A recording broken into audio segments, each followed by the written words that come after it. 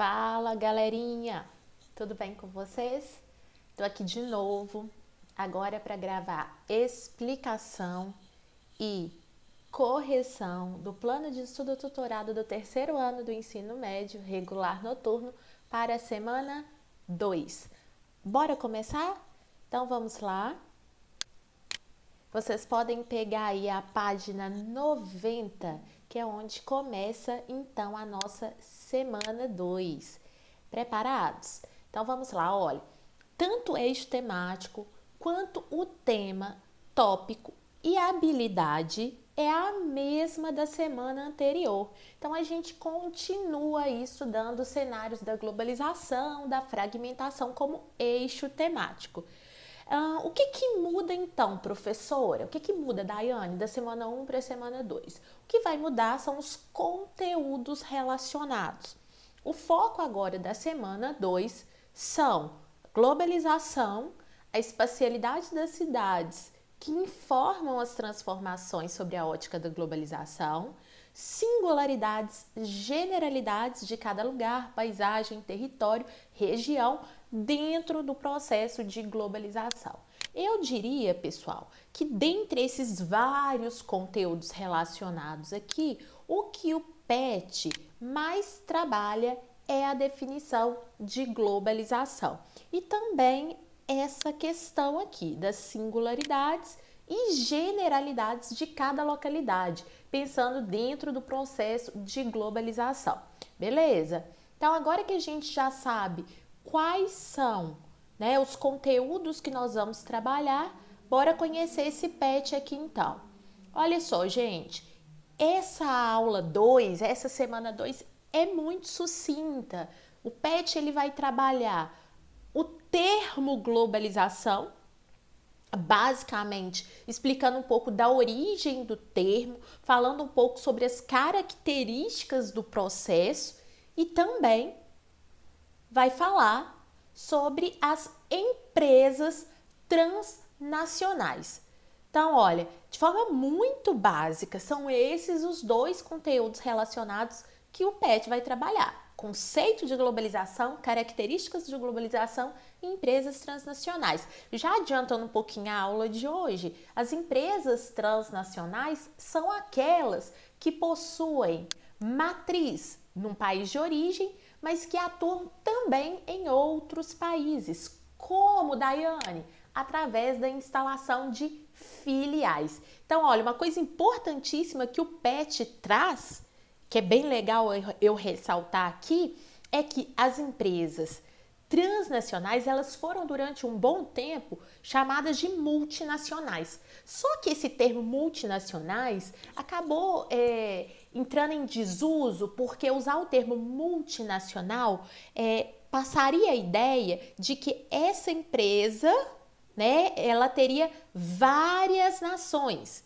Só que não é bem assim. Uma empresa transnacional, ela tem uma nação de origem, ela tem um país de origem, só que ela ultrapassou as fronteiras do seu país de origem.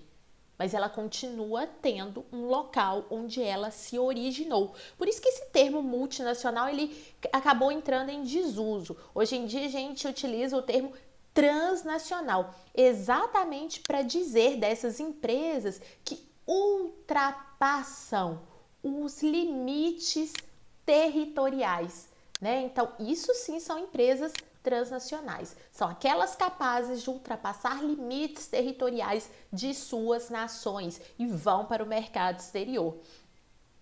Além disso, tem uma outra coisa legal aqui no PET também, que traz aqui alguns exemplos de transnacionais cuja matrizes estão no Brasil.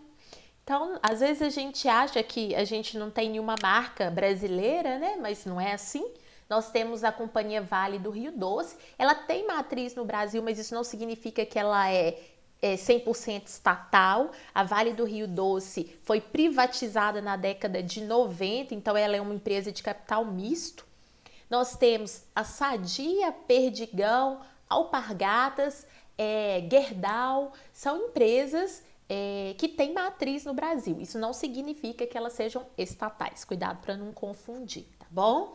No caso da Rio Doce é Capital Misto, no caso da Sadia, Perdigão, Alpargatas, Gerdau, elas são empresas privadas, beleza? Agora, tem as transnacionais que são conhecidas no mundo inteiro, mas que não são brasileiras. Elas têm até, muitas dessas têm até filiais no Brasil, mas elas não são brasileiras. As mais conhecidas, a Coca-Cola, Pepsi, Unilever, McDonald's, Nestlé, Nike, Adidas, Puma, Volkswagen, General Motors, Toyota, Nokia, Sony, Siemens, Peugeot, Vivo, entre outras. Tem filiais no Brasil, mas não tem matriz no Brasil, né? Significa que elas não são originadas no nosso país.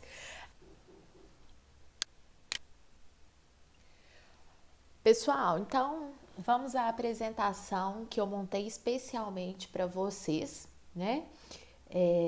Tratando da globalização, beleza? Então vamos lá, olha.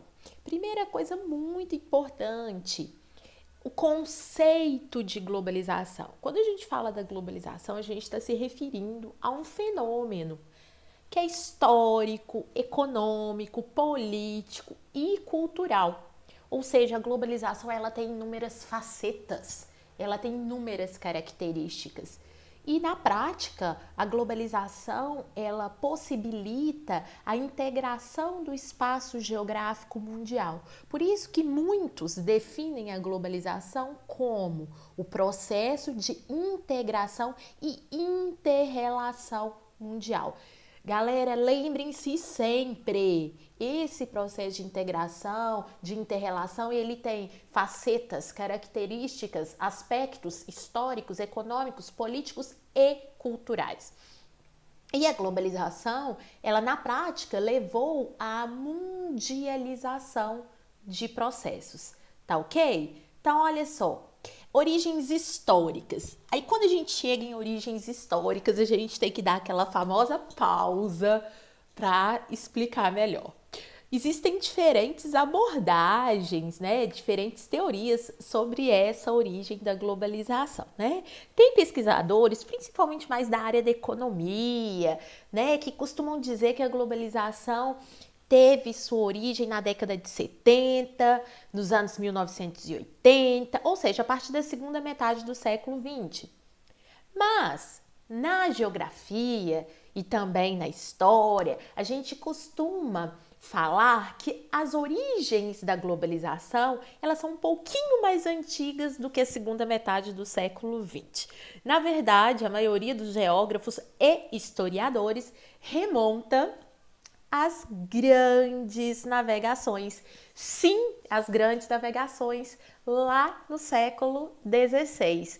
Isso porque as grandes navegações, elas possibilitaram trocas comerciais, trocas culturais, ou seja, elas permitiram uma integração, interrelação entre pessoas, entre instituições e por aí vai. Lógico que uma integração, uma interrelação ainda não tão profunda como a que a gente tem hoje, mas podemos dizer tranquilamente que as grandes navegações são o embrião da globalização, né?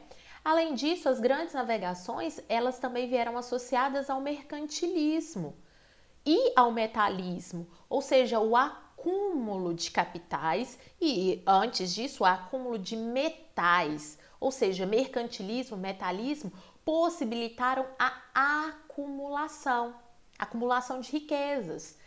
Essas acumulações de riqueza garantiram, por exemplo, que nações como Inglaterra e França fossem as primeiras a se industrializarem. Revoluções industriais, essas que são agrupadas em 3 revoluções industriais, né? 3 ou alguns autores já falam de até 4 revoluções industriais. No geral, essas revoluções industriais foram reflexo e refletiram na ampliação da técnica. Beleza, meu povo? E aí essa técnica ela chega até a gente, né? Através dos meios de transporte, através de outras invenções como a energia elétrica, mas também invenções no ramo de comunicações. Aqui a gente tem o logozinho do Facebook, aqui a gente tem um logozinho do e-mail, correio eletrônico, aqui a gente tem um monitor, aqui a gente tem um sinalzinho que a gente tanto ama na nossa vida, né? Wi-Fi. Então, a grande maioria dessas evoluções tecnológicas proporcionadas pela globalização, pelas revoluções industriais, foram tanto no setor de transportes quanto no setor de comunicações. É bom lembrar que transportes e comunicações favorecem a integração, a inter-relação do espaço geográfico mundial. Então, vou voltar aqui, olha, voltando. As revoluções industriais proporcionaram novas tecnologias. E essas novas tecnologias, principalmente de transportes e comunicação, favoreceram a globalização. Beleza? Então, seguindo, olha só, aqui tem 2 exemplos simples para vocês entenderem. Olha, esse primeiro desenho aqui representa um esquema, um funcionamento de um motor a vapor. O motor a vapor foi a principal invenção da primeira revolução industrial. Né? O motor a vapor funcionava a partir da queima do carvão mineral, que era a principal fonte de energia da primeira revolução industrial. O motor a vapor lá no século XVIII, no início do XIX, era algo assim encantador.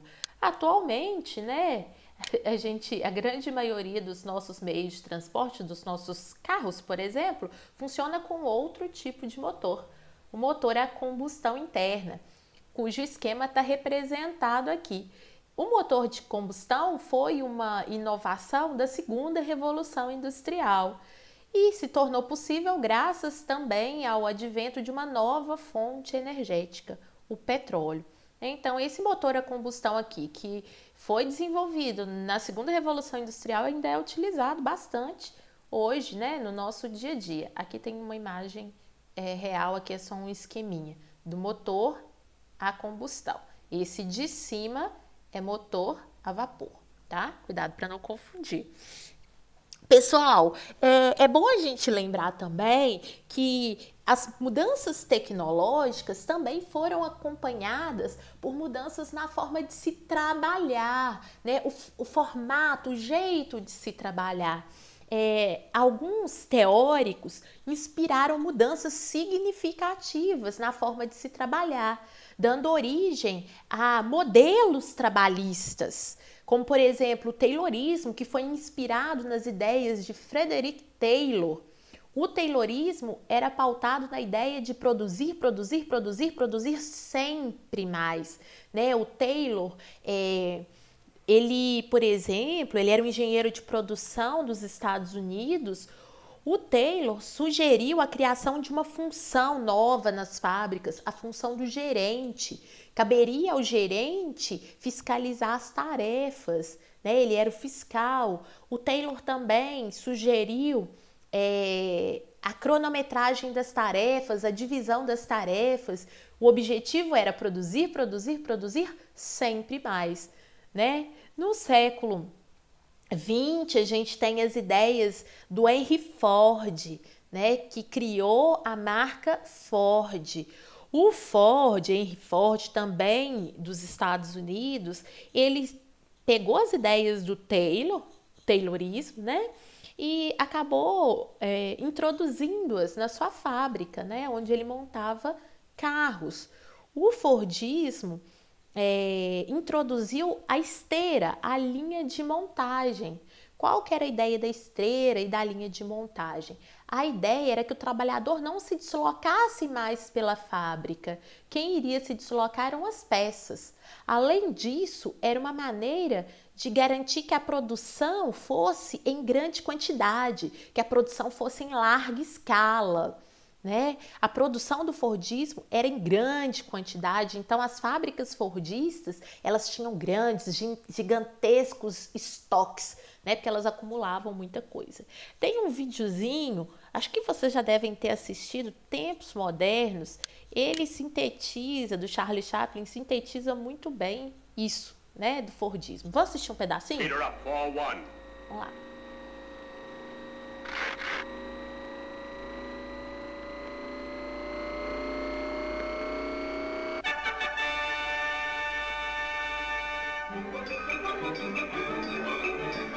Attention, foreman. Trouble on bench 5. Check on the nut tightener. Nuts coming through loose on bench 5. Attention, foreman.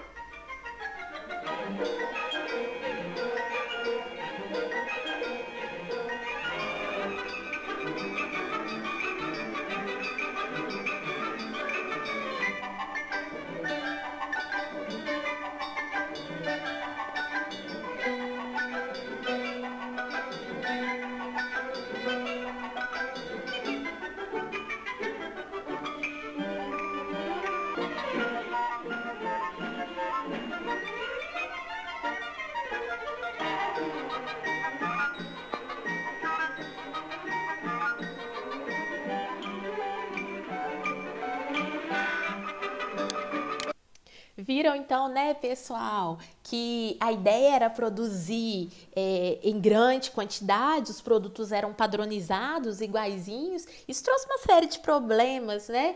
Por exemplo, alienação do trabalhador, ele só sabia fazer uma mesma tarefa, doenças laborais, desculpa, que são doenças associadas ao trabalho, como por exemplo, lesões devido ao movimento, ao esforço repetitivo, né?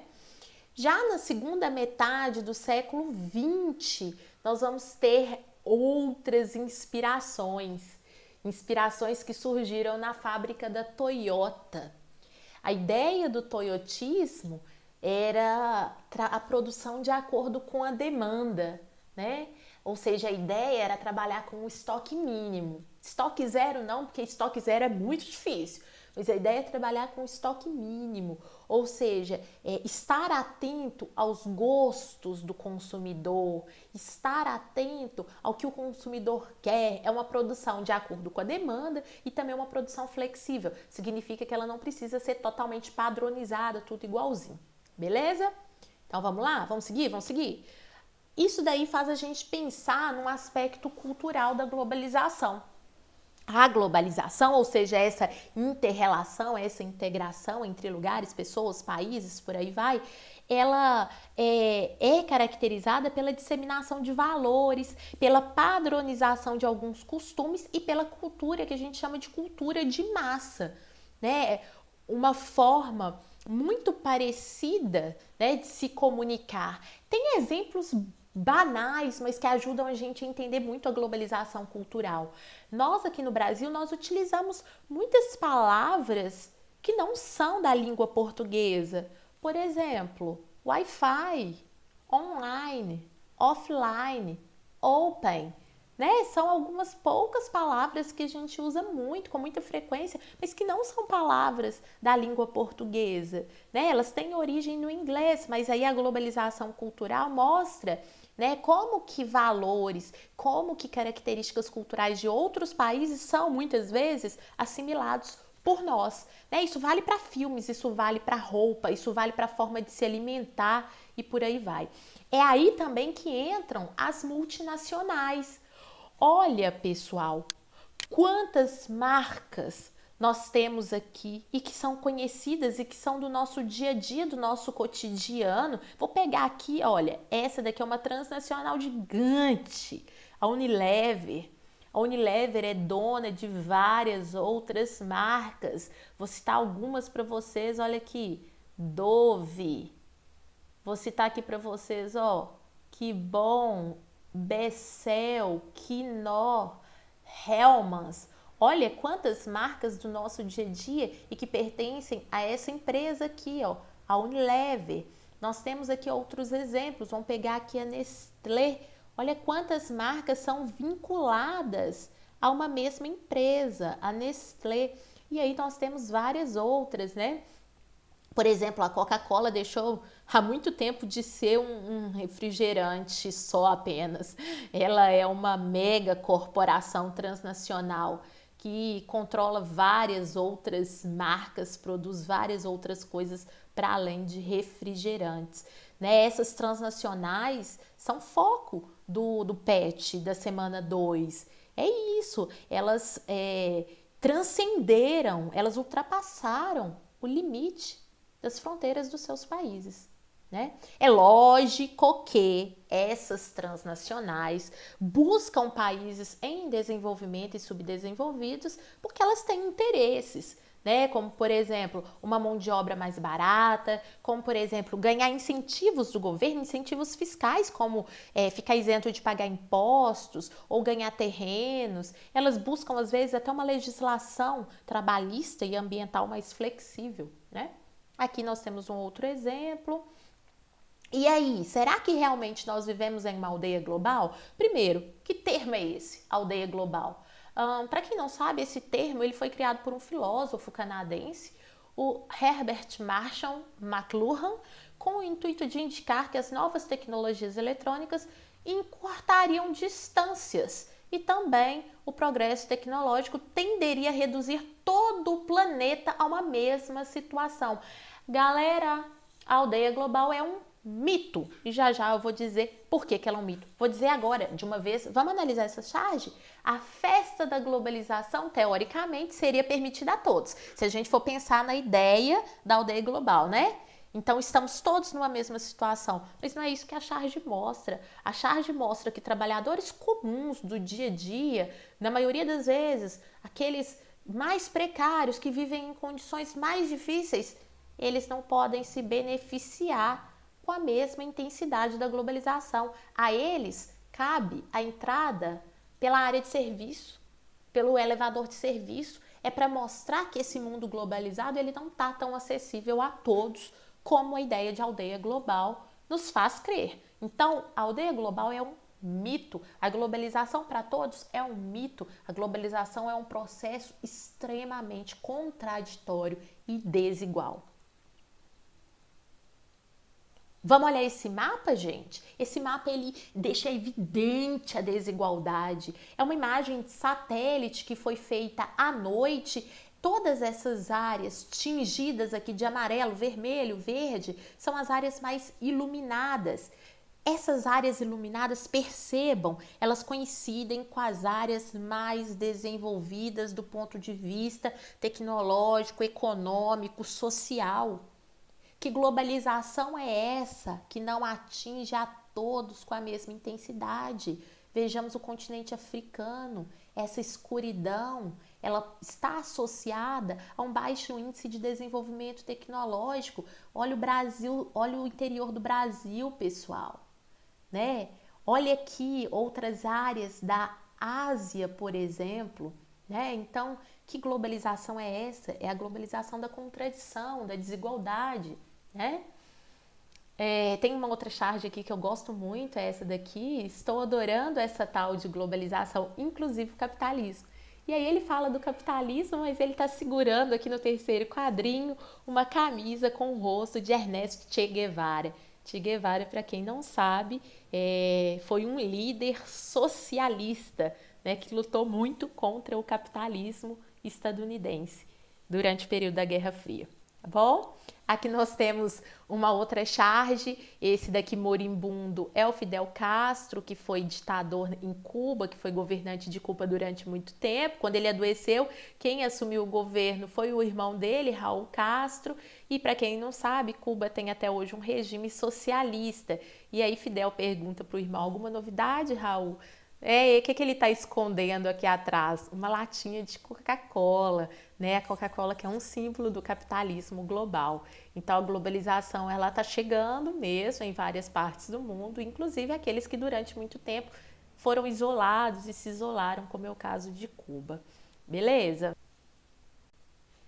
Pessoal, agora que a gente já analisou o PET, agora que vocês acompanharam a apresentação que eu preparei especialmente para vocês sobre a globalização, vamos então para as nossas atividades mão na massa. Beleza? Vamos começar? Então, ó, preencha a tabela com os dados deste produto. Opa, eu pulei, né? Deixa eu voltar aqui, adiantada. Então, olha, pesquise em sua casa o rótulo ou a etiqueta de 8 produtos ou bens que você utiliza no seu cotidiano. Galerinha, é difícil, né? Nós estamos longe uns dos outros, então eu vou mostrar o que eu fiz com base no que eu tenho aqui na minha casa. Só, galera, que eu queria que vocês construíssem uma tabela diferente, porque eu acho que essa tabela do PET tá faltando informação. Se vocês observarem, ela tem aqui produto e a origem da fabricação. Já que a gente está falando de transnacional, não basta eu saber onde foi fabricado, eu quero saber a origem da marca. Então eu quero que vocês construam uma tabela com 3 colunas. Vou mostrar como que eu quero essa tabela. Acompanhe aqui comigo, meu povo. Então, olha só. A tabela que eu quero de vocês vai ser uma tabela assim, ó. Essa tabela vai ter o produto, vai ter o local de fabricação e vai ter a origem da marca. Eu montei com coisas que eu tenho aqui na minha humilde residência. Então, eu coloquei aqui celular, marca Samsung, notebook, marca Acer, Google Chromecast, que é um aparelhinho que faz espelhamento de conteúdo na TV, carro da marca Chevrolet, impressora Epson, TV LG, um copinho de água que está aqui do meu ladinho para matar a sede e um cestinho de suporte de lápis. E aí eu fui olhar as embalagens daquilo que eu tinha, né, notas fiscais e tal, e aí eu achei que tanto o celular, quanto o notebook, quanto o Google Chromecast foram produzidos aqui no Brasil mesmo, na Zona Franca de Manaus. Isso também vale para a impressora Epson e para a TV LG. Aqui no Brasil também montado o carro da marca Chevrolet que tem aqui em casa. Por que eu estou dizendo montagem? Porque a montagem foi em Gravataí, no Rio Grande do Sul. Mas muitas peças que estão no carro são da China ou dos Estados Unidos, tá bom? Já o copinho bonitinho e o cestinho que tem aqui na minha escrivaninha, ambos vieram da China. O local de fabricação é China e a origem da marca também é China. Agora, o celular Samsung é uma marca sul-coreana, Acer é uma marca de Taiwan, o Google e a Chevrolet, que é a GM, General Motors, são marcas estadunidenses, a Epson, japonesa, e a LG, Coreia do Sul. Então, meus amores, por favor, complementem a tabela de vocês. Vamos além, não basta saber onde foi fabricado, precisamos saber a origem da marca, beleza? Então, agora sim, vamos voltar para o nosso PET, a questão número 1, então está corrigida. Vamos à questão número 2. No mapa, localize os países de origem desses produtos e crie a legenda. Então, olha, a gente quer saber a origem da marca. Então, vamos lá, olha só. Já que a gente quer a origem da marca, então a gente lembra que o Google e o carro Chevrolet, Estados Unidos, certo? Então, vamos aqui, ó.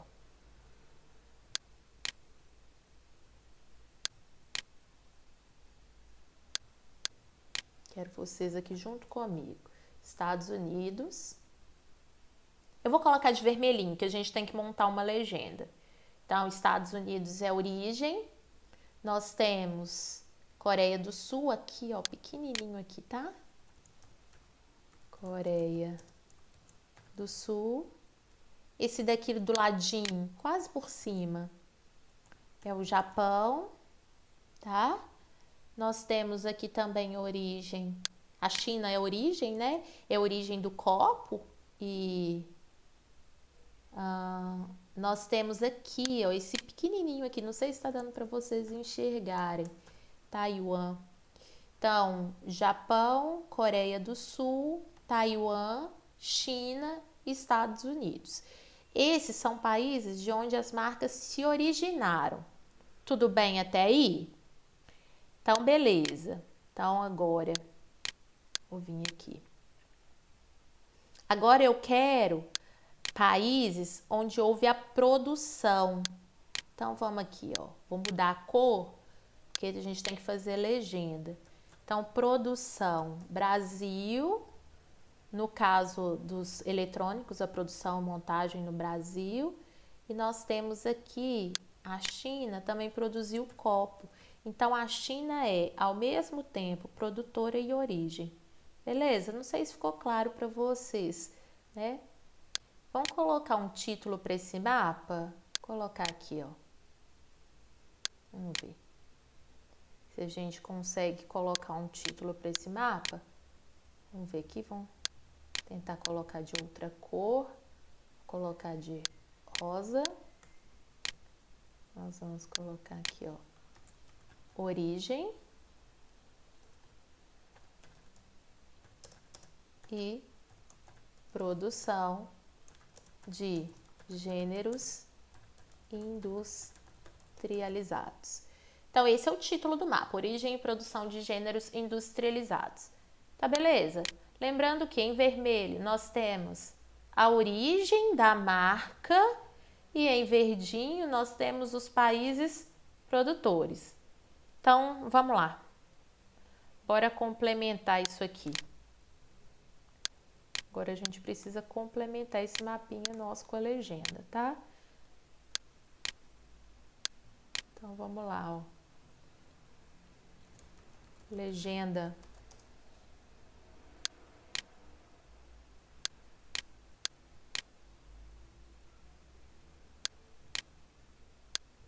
Aqui embaixo.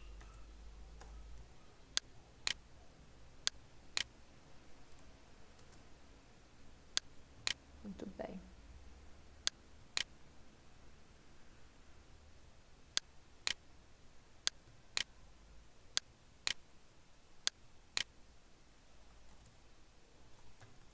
Países de origem das marcas.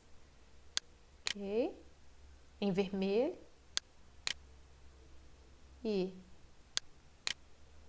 em verdinho, não é verdinho que a gente colocou? Países produtores. Fabricação. Galera, eu vou sugerir para vocês o seguinte. Vou fazer uma sugestão importante aqui. Se vocês tiverem a apostila, eu sugiro que vocês coloram os países, entendeu? Vai lá, colore os Estados Unidos de vermelhinho, colore o Japão, colore a Coreia do Sul, a China. A China você pode fazer metade verde, metade vermelha, tá? Aqui eu tô fazendo só as letrinhas mesmo. Tá bom, queridos? Beleza? Vamos para a atividade 3? A partir da análise do mapa e da tabela, responda. Você está isolado ou inserido na globalização? Gente, estamos completamente inseridos, pois entre os produtos da tabela, nota-se que a maioria deles, apesar de terem sido fabricados no Brasil, né, tem marcas estrangeiras. Olha isso. Então, vamos colocar a resposta? Então, ó, totalmente inserido, totalmente inserido. Pois entre os produtos listados na tabela, nota-se que, apesar de a maioria deles ter sido fabricada no Brasil, as empresas detentoras da marca são estrangeiras. Isso é uma evidência da globalização no nosso dia a dia, tá bom? E também há 2 casos na tabela de produtos que foram fabricados fora daqui, né? Que é o copo e o cestinho, então, fabricados na China. Então, além disso, há 2 casos de produtos que foram fabricados fora do Brasil, na China. Beleza, galerinha? Então, vamos ver como é que ficou essa resposta. Ó, totalmente inserido. Nós estamos, né? Pois entre os produtos listados na tabela, nota-se que, apesar de a maioria deles ter sido fabricada no Brasil, as empresas detentoras da marca são estrangeiras. Além disso, há 2 casos de produtos que foram fabricados fora do Brasil, na China. Questão número 4 e 5 são sobre o texto Disneylândia. Na verdade, é uma música, né, do Arnaldo Antunes. Multinacionais japonesas instalam empresas em Hong Kong, produzem com matéria-prima brasileira para competir no mercado americano. Pilhas americanas alimentam eletrodomésticos ingleses na Nova Guiné. Gasolina árabe alimenta automóveis americanos na África do Sul. Então, esses 1, 2, 3, 4, 5, esses 5 primeiros versos mostram a transnacionalização das empresas, ok? Mas olha esses 3 versos aqui. Crianças iraquianas fugidas da guerra não obtêm visto no consulado americano do Egito para entrarem na Disneylândia. Essa é a face contraditória da globalização. Enquanto as empresas se transnacionalizam facilmente, não respeitam as fronteiras nacionais, pessoas, principalmente as mais vulneráveis, como aquelas que fogem da guerra, muitas vezes não conseguem abrigo em outras nações. Isso, eu diria, é trágico. Então, número 4, qual o papel das empresas transnacionais apresentados na canção? É esse papel de ultrapassar os limites territoriais de sua nação, né? Então, é isso que as transnacionais fazem, né? Vou colocar aqui a resposta.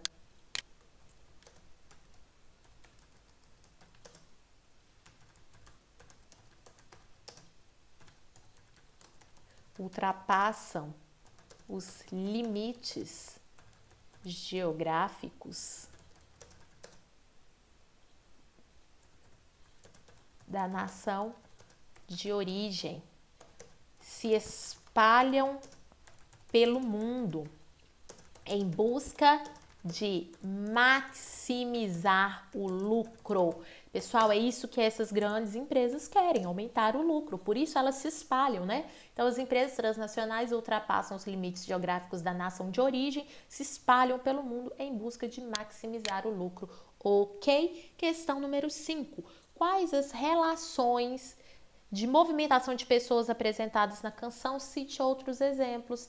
Então a relação que se mostra é que, infelizmente, as pessoas não têm tanta facilidade quanto as transnacionais de ultrapassar o limite de suas fronteiras, né? Ela mostra como a globalização é extremamente contraditória. Enquanto empresas não encontram barreiras, pessoas, principalmente aquelas mais vulneráveis, são barradas, principalmente por preconceito devido ao seu lugar de origem. Não é simples, né? Precisamos construir uma argumentação sólida para essa questão, então vamos construir, né? Então,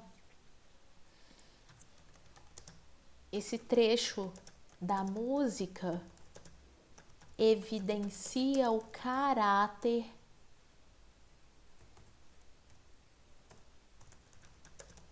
contraditório da globalização. Enquanto empresas não encontram barreiras para maximizarem seus lucros,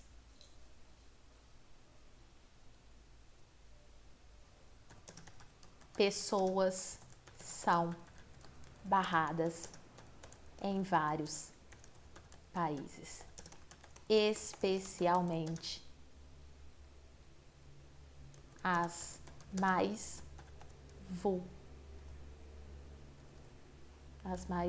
vulneráveis, né? Muitas vezes impedidas de entrar no país por preconceitos raciais ou culturais.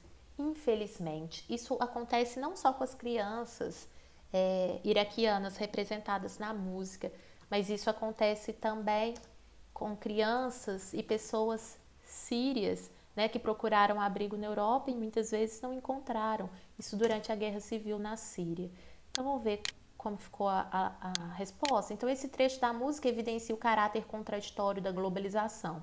Enquanto empresas não encontram barreiras para maximizarem seus lucros, pessoas são barradas em vários países, especialmente as mais vulneráveis, muitas vezes impedidas de entrar no país por preconceitos raciais ou culturais. Exemplo, sírias, pessoas sírias. Vou colocar aqui, pessoas sírias, né? Para não ficar vago.